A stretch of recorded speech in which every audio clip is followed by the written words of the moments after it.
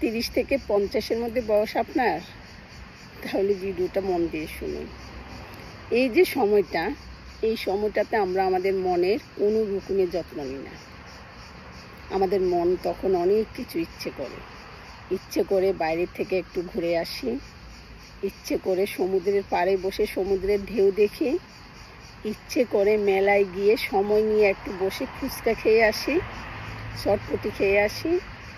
তখন আর সময় বের করতে পারি না যে আমার ছেলেমেয়ের লেখাপড়া নষ্ট হবে, ছেলেমেয়ের কোচিং আছে, স্কুল আছে, 2টা দিন ছেলেমেয়ের অনেক ক্ষতি হয়ে যাবে।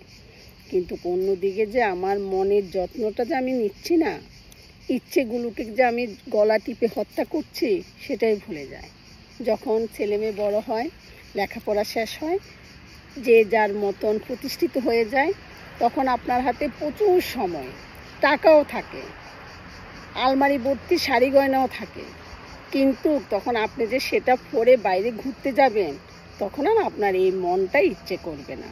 তখন ইচ্ছে করবে বেলকুনিতে বসে বাইরের দিকে তাকিয়ে অন্যরা যে আপনার মতন ভুল করছে, সকাল বিকাল দৌড়াচ্ছে, তাদের ব্যস্ততা দেখে তখন আফসোস করবেন, ইস তোমরাও কি আমার মতন বোকামি করছো? এছাড়া আর কিছুই থাকবে না। তাই মনের যত্ন নিন, সময় থাকতে প্লিজ মনের যত্ন নিন।